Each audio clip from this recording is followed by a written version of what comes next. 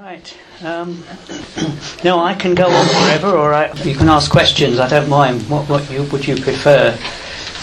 Question. Right. Question. Is that okay? Yes. I'm just wondering, this information, is this like what's the source? Have you kind of channeled this information, or is it something you studied, or from like books? No, what's no, the kind of I'm afraid I'd be too lazy to study all this in a book. I'd be too lazy to study all this in a book. I don't read much. Right. I suppose I'll have to give you a potted history, because I can't. It's hard to explain. I don't know where it comes from in precise terms. I was born into a family of spiritualists, so I was surrounded by mediums and healers and things like that. I had this desire to understand science, so I was sort of reading science books, and I was also get involved with. My parents tried to keep it from me, and then when I was about 9 or 10, they sat me down and gave me a talk. They said, "We haven't told you." They kept sending me to the Christian churches, the Sunday schools, and I didn't like it. So they said, "Now we're going to tell you what we believe." And they told me all about spirit and guides and so on. I said, "Yes, I know, Grandad told me." So I eventually started, after I'd finished, I studied physics, and then when I finished a degree in physics, I wanted to develop psychically myself as a medium, so I started doing that. Right. And what I was doing was opening the kind of mechanism that I would eventually use for this. And then that happened. The medium that I worked with for all this, I was training to be a medium. I used to get on the platform and practice, but I wasn't very good, because some days it worked and some days it didn't. It's no good if it doesn't work. When it worked, it could be very good. And then I studied information science, with physics was the background for what I'm doing. And at that time, we had these guides that would come through him in trance every so often, and they would give us talks on science and things like that. Right. So I found that, that was very interesting. And on one of the last occasions, a guide came through and told me that one day I would understand a great deal more. He said, "Before you pass, you will understand a great deal more about psychophysics than you do now." So I don't know what that means. But anyway, I couldn't understand what that meant. And it's not something you can make happen. You can't say, "Oh, I didn't even know what psychophysics was." But I did have, from a child, I had a lot of spiritual insights and natural understanding. And writing, burning to be a writer. And then in 1992... I was on a computer project. Before that I studied systems analysis. Wasn't very good at it, but I learned something called entity modelling, which was basically how you structure data. And then I got a job on a computer project where I was working on the policy side with a consultant, and he had a book he was pushing around the room to people, called Information and the Internal Structure of the Universe, which was by Professor Tom Stonier of Newcastle University. And I found this book on someone's desk. I said, "Oh, this is interesting." I said, "I'd like to read this." "Whose is it?" It's Pete's. The chap I was sitting opposite had this book, passing it around, trying to find someone to take an interest. He didn't think of me. I was sitting there. So I read it and I went back to him. I said, "Look, this is amazing. It's redefining physics as a digital system." He rewrote thermodynamics and things like that, with information as a factor in the equations. And it all made sense, but I said, "There's nothing about systems. Information on its own is meaningless without systems." Because I've done some systems analysis and information science and a bit of physics, I could see the bigger picture. So I said, "I don't know what to do." he said, well, when I design my computer systems, they're too complicated to just sit down and do. What I do is I use auto-hypnotism. He hypnotised himself. So he lent me a book on that. He kept lending me books. And I said, all right. I looked at it and it told you how to put yourself in a trance. Oh God, look at how long it takes, and then you've got to remember how to get out of it. This is. I like the idea that if you balance the two sides of the brain, you're in this consciousness. Sounds good. So I was going home on the Central Line, and somewhere between Stratford, Leytonstone, I started to breathe in a certain way. Imagine I was breathing in the top of the head or inside the brain, and I fell asleep, and about a minute later I woke up and I had this vision of glowing spheres of light in a dark background. I thought, I don't know what this is. I thought, if I allow my brain to rewire itself, I might understand what it means. And my head got hot. 3 days later, I thought, it's fractals. I think, I know what this is. So I went back, told the chap, Pete, that I'd seen what I'd seen, what I thought it meant. And he said, here's a book, read it. So I read it, and it was about Hinduism. Something called Indra's Pearls. The Indians had this vision of the universe of a chain of pearls. And I realised that the pearls are particles in a network. Each concept inhabits a centre, a cell on its own, that mirrors our night sky. And all the concepts, as things happen, as we think, as we do things, the concepts are firing little beams of light at one another. So you are now stars in my night sky, and vice versa. You see what I'm saying? This is what I call the conceptual network. And the nodes and links in this conceptual network are numbers. And our personal access to the network is through some enormous prime number.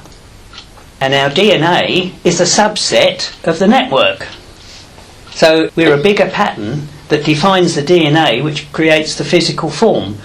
Anyway, this is years later. But the process began like that, with me emptying the mind, breathing in and out, having concepts, having visions or ideas or feelings mostly. Going back, he's given me another book, Rupert Sheldrake's book, because that's part of this. David Bohm, quantum physicist, the implicate order. Have anybody heard of that? The implicate explicate order. It's all part of it. So all these people have had visions of aspects of this, and so I started a 20-year journey, or more now, isn't it? 22-year journey to basically emptying my mind and it all coming in. It is the infinite mind that the super consciousness that I'm working in, and then my finite mind, brain, whatever you call it, translates these insights into some metaphor, so I can put it all together and express it. So, but you see, I was told I would do it in about 79, and it's all happened the way I was told it would. And has it changed your life? Silly question. And the way you live? And I wish I could say. I wish I could say I could apply it. I'm much better at understanding it than I am at applying it. But is it like a guide for you?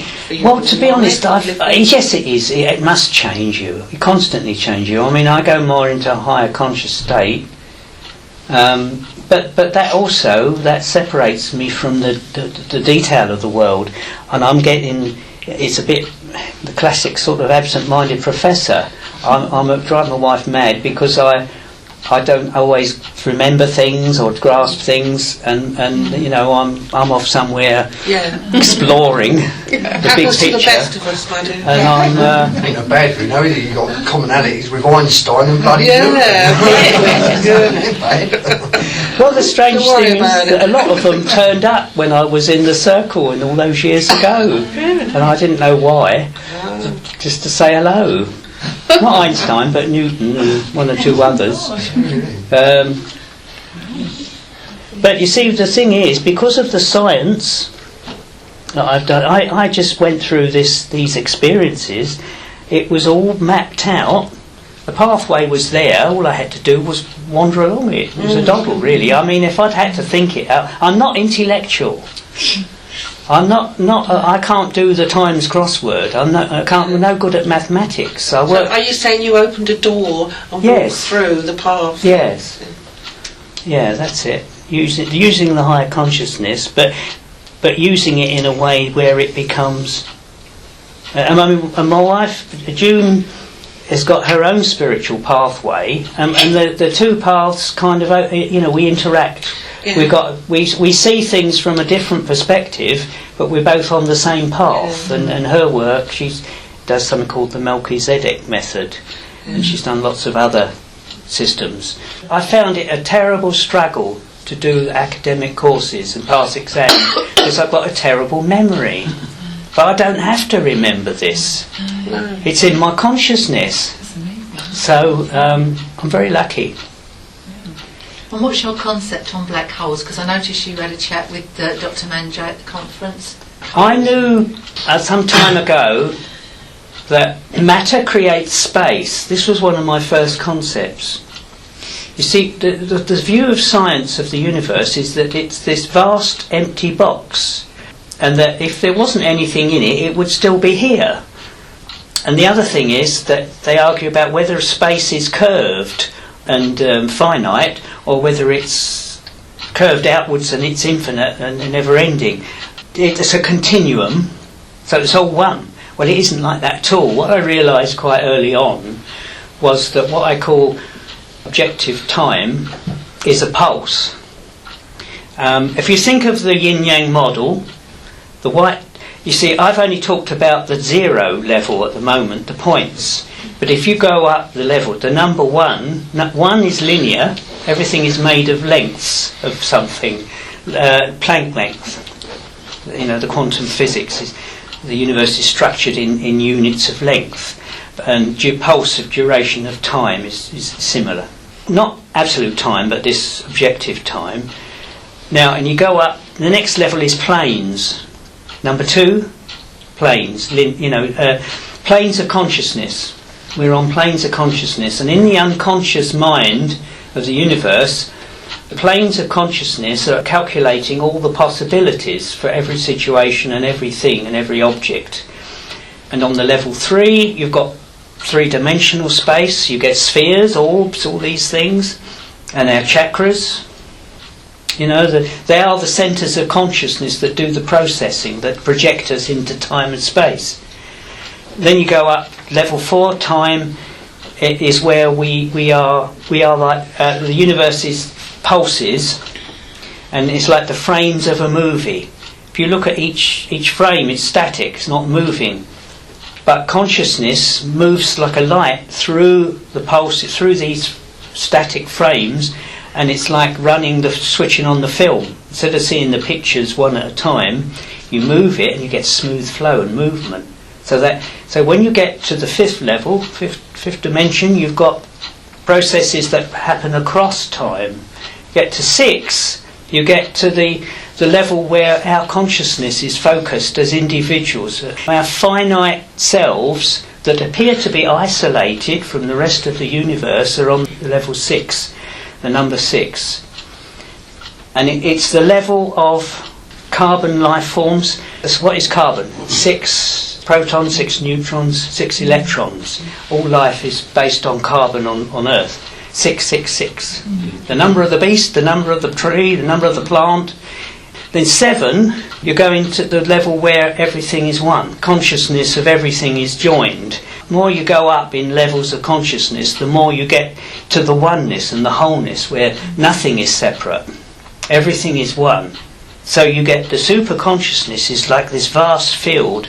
If we could see on that level, or the level of the light, what we'd be seeing is all these streamers of light and sound and energy that would be working here. I'm generating patterns that are affecting you, and you're generating patterns that are affecting me, and that is producing what's happening.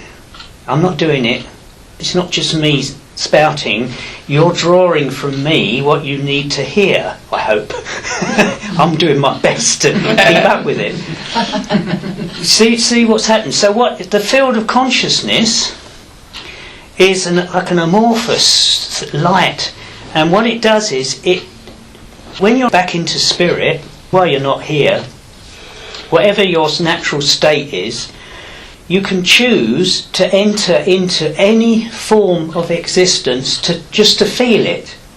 So you can become an ocean, you can become a planet, you can become a star, you could become a universe, you could become anything you like. You can just experience it, and you can play with it, play at creating.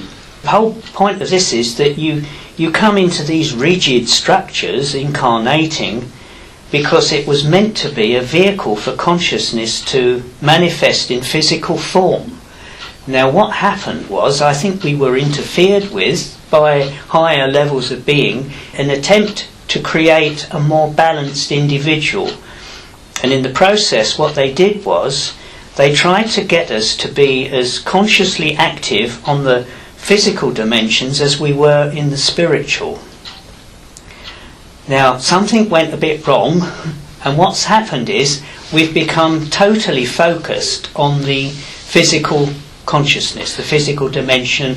There's a split in the conceptual network. We've lost access to a higher dimensional form, and we're now in the two strands of DNA in the physical form, and we've become totally egocentric.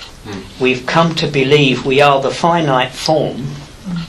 On the lower physical being, we've become identified with our form, with our thoughts, and that's why we're all asleep, and that's why we're all insane. Somebody was talking about the 66 people are insane, but we all are to some degree. We're none of us awake, because what we were meant to be, the super consciousness, using the form as a vehicle to participate in the world, not to become totally integrated into it as a physical form, believing we are just this mind, this brain, really. You mentioned activity. It's interesting that through, say, meditation, for example, people can become aware of, that they're not separate. Yes. But stilling the mind and stilling the body. Yes. Do you think this interference made us too active physically and mentally? No, it's our natural desire to get back to that state that leads us to do things like that. And it's the only way we can think of to try and reactivate that. Now we are in the process of breaking through into that consciousness that we've lost, and we will be much greater and stronger for having gone through this isolation, this separation. We are potentially divine beings waiting to remember who we are. When is it going to happen? When we choose, isn't it? Yeah, when we choose. That's a good answer. Very good answer. Now the forces that are stopping us are of our own creation, but also because it's all consciousness, there are demons and monsters here. And anyone know what they are? Are they going to be thought forms, or they're going to be literally extraterrestrials? Another form of consciousness. They're the systems we've created. The systems are living entities in their own right, because everything is conscious. When you set up a system, it could be a stamp collecting club, anything, it will start to take on a life of its own. Every system has its own life, and their objective is to survive, to adapt and survive. The systems that rule this planet know that they're doomed. They know that once we individually reach through to a higher consciousness, they will no longer be necessary. And they're using these people. They are as much victims of the systems as we are, because basically what they're doing is creating chaos, suffering. They don't know that all that they're doing is hurting them. Yes. What they've said is, I want money and power here now, and I'm going to sacrifice my role in this future great spiritual loving oneness that is going to come forward. I don't want that. I just want money. Give me the money. So Art for art's kind sake. of possibly people who have almost totally lost their connection with their higher Oh yes, totally identifying with the physical. yes. Hence their number 666. Yeah, because that is the physical you said, didn't you? Yes, it's not something evil. 66. It's 66 we said. No, I'm talking about 666 is the number of carbon, and it's on the level, the dimension in which we are individuals. If our consciousness was on a 7th level, we would be aware of being part of the oneness. That's what I mean though, in That's the what I call it, sense. the That's beast what I was then. Yeah, the meaning. beast. Yes. They are identifying with the carbon. Yes. Yes. The kind of separation from Yes. that. Yeah. And that's Yes. 666 represents that. Yes. What gave me an insight into this, have you heard of mathematical savants? It relates to synesthesia and autism and things like that. Not that they're the autistic, same. aren't they? They can't. Very they're not- gifted. Yeah, but they're not supposed to be able to do what they do. No, but now there's one whose name escapes me at the moment, who is probably one of the greatest of all. I mean, he can sort of calculate, tell you pi to something like, I don't know, 20, 30, 40,000 decimal places. And they tried to fool him because they tried to put in some mistakes, thinking he was a fraud. But he saw it. But he didn't know that because he was doing mild calculations. The numbers are his consciousness. And he didn't have access to the normal consciousness that we have. I wish I could remember his name.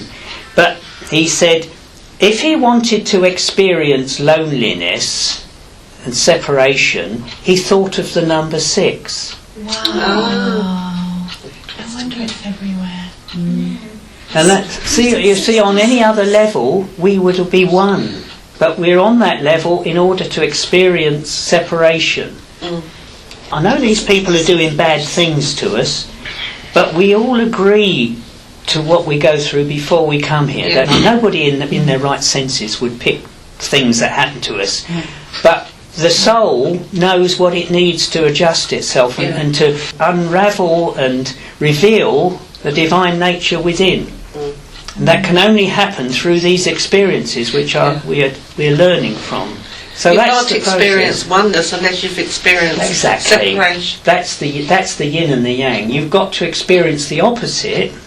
So this universe is the not idea of everything. Yes. So whatever failings and faults you feel you've got is because you are not you. Yeah. You are not the infinite being. Yeah.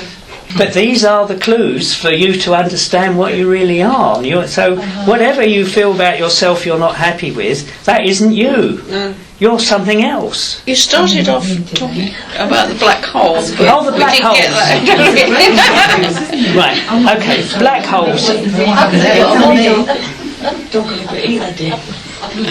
So matter creates space, so I guessed that every galaxy had a black hole at the centre. And I remember hearing Eckhart Tolle saying he put that in his one of his early books, that every galaxy had a black hole at the centre, or one or more.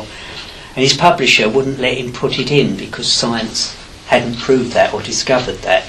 Because the book came out and then eventually it was proved. So what happens is, this hierarchy of consciousness I'm talking about, the universe doesn't work anything like we imagine. It's not a continuum. Every entity lives in its own version of the universe. Every entity. So a galaxy has black holes at the centre which create the space for the whole galaxy. On the higher consciousness level, information for the structure and happenings in the galaxy pass from that centre to the periphery, to the stars. The stars are intermediary in consciousness that essentially we belong to. All the planets in the solar system belong to, and each of the planets represents a number. So Mercury is 1, the basic level of communication between all the concepts? Not astrologically, no. In this In way, your I'm module, talking. So what's happening is that every entity dwells in the light, in a void of its own creation, but all those separate entities join together in the moment to create the whole universe. Everything exists at the centre of its version of the universe. So you are an entire universe. The centre, I told you, the model we started out with at the beginning. I said the point at the centre that defines you, defines the entire void and everything that's in it. So you are the universe. And what happens when anything happens that requires, shall we say, a choice, a decision, there are options. And then what happens is you may choose one option, but somewhere on another each moment creates a split where different versions of the universe that you're in occur, and you experience the opposite choices, so that you can, when you get back to the wholeness at the end of it all, there is only one universe really, but within it there are many mansions, many spaces. You work your way through all the possibilities that your life's experience could bring up and throw up and offer, so that you can understand at the end of it the whole picture. Not just what choices you think you've made, but what would have happened if you took the other choices, the other options. Yeah, but don't we have a problem with that? If there's 66 people creating this world, are they not giving us the choices? So are they not going to influence? They are just being used by the systems. The people who rise to the top in organisations are the people who suit the system's motives. But did someone originally build the systems? Yes, but what I'm trying to say is, because the universe is made of consciousness and the systems are part of consciousness, they have an existence of their own. And if a person who creates a system suddenly decides, I'm going to scrap the system, I don't think it's a good thing, they'll get booted out. They'll lose power. Humans can't control the systems. So the system is an entity. The system is an entity. Yeah, but it's got life force. But what I'm saying is the system has a birth. It's made by certain people. Yes. It's going to be made by them certain people making their conscious choices, isn't it? So therefore, the rest of us are going to be affected by those people's conscious choices, aren't we? So this is what I'm saying. Would that interfere with the overall? No, it's all part of it. It's all part of it. Yeah. Everything happens as it should to reveal the nature of true reality. So how do we get to change the system? You can't. But in the end, the individual's got to make their own choice. The more people that understand their own inner consciousness, their own nature, and start to... See, the problem is the thinking. This level, this conceptual network I've been trying to describe, concept thinking is the illusion that creates the experience. The only time and concept that really exists is absolute time, which is really the divine source manifesting. If you can focus on the present moment, Eckhart Tolle explains this very well, focus on the present moment, learn not to think. Because when you think, you're creating a barrier between your absolute self and your super consciousness. Stop the mind, stop the dialogue within, stop the voice chattering in the head. Allow the super consciousness to manifest, to be here in the present moment. The more you can get into that state, you're doing far more good for the world than by going out throwing bricks at the police or whatever people do. I'm not that any of you would do that, but well, you see what I'm saying. The protest that harms people is just part of the problem. You said that the system knows its days are limited. Yes. So what's brought that about? It's all built in. Impermanence. Yes, see, everything happens in cycles. It's a game, it's a drama, it's a dream, it's a story, it's a play. It's all these things. None of it's real. It's all object consciousness. All this wealth these people think they've got. Not real. It's me. No, it's not real at all. It's numbers. It's not really owning anything, can you? No. You can't own the wind or the sky. Can't we choose to just step out of the game? That's all you can do. But things will come to you that you have no control over. Yeah. The only thing you can do is to live in a state of acceptance. That whatever is happening is what you've chosen and you need, even if it's not what you want. There's a difference between what you need and what you want. Right. And stop wanting. You don't need anything. Just be. The isness is all that's important. Would you say the same thing to someone who's, say, dying of starvation? Because that's where this gets tricky for you're me. getting into but you see, this is the hammer that people of a political nature will use to say that it's a sort of a nihilistic point of view to say this. No, I know, but people do. It's like saying that babies have chosen to die, or that's callousness. You're just denying responsibility. It's not that. It's not that at all. We all choose. We don't know what karma we've come here with. I said to somebody earlier that all time is concurrent. There isn't a future and a past. You are actively participating in many universes in your present form and many universes in all your alternate incarnations, and they are all happening now and they're all interacting. So what you're doing on other lives and other levels and other places is affecting you, and what you're doing here is affecting them. The more you can get into this higher consciousness, the more you can empty your mind, the more you can be present, the more you are taking the strain off the system. You're taking the strain off, and you are allowing the higher consciousness, the part of you that is the one being over all of this, is more likely to be able to influence things for the greater good. Sort of like Ohm's law, in the sense of if you've got the cable, the more resistance, the more you fight it, the more resistance you're going to have, so the less transmission Exactly. you're going to have from one Brilliant. into the other. Yeah. Very So good. that cable is the grand plan, and the cycle. I mean, I don't know if I'm correct here. I've read some stuff along these sort of lines, but there's a theory of we go through cycles of dark light, or awake, unawake, Yeah. or on, off, as you're putting it. And what I researched was there was two suns consisting of our sun and then another sun called Sirius B or something, and at this point in time we're coming around the back end of this second sun and heading into our high point where we're fully awakened, or we get to that point where we're fully awake, and then we've got to go back round the next sun. That's into right. the next stage, and that'll be again the dark stage where we'll come down in devolution and experience through That's that. it. But is that part of the consciousness? spiral Yes, the going up consciousness and moving is up coming the to level? us. Yes, consciousness is coming to us, and we can either go with it or we can fight it.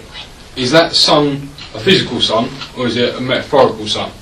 Do you see what I'm saying? Yes. Is it because I know we're travelling through a solar system, we're travelling through space-time, or space at least. Is that sun, do you know what I'm saying, when we pass that and we come to our next sun, is it going to be literally a new sun we're seeing that we haven't seen before? Like the Mayans was talking about 2012 end of the calendar, and we'd see a new sun that we had never seen before. I can't answer that in simple terms that yes, it's a new sun. I think what it is, it's a symbolic representation of different cycles of consciousness. You see, you get weather reports. I think I'm going to have to stop soon. I think we've reached the time. But you get weather reports. One day we'll have consciousness reports of there's a prevailing sense of angst coming out.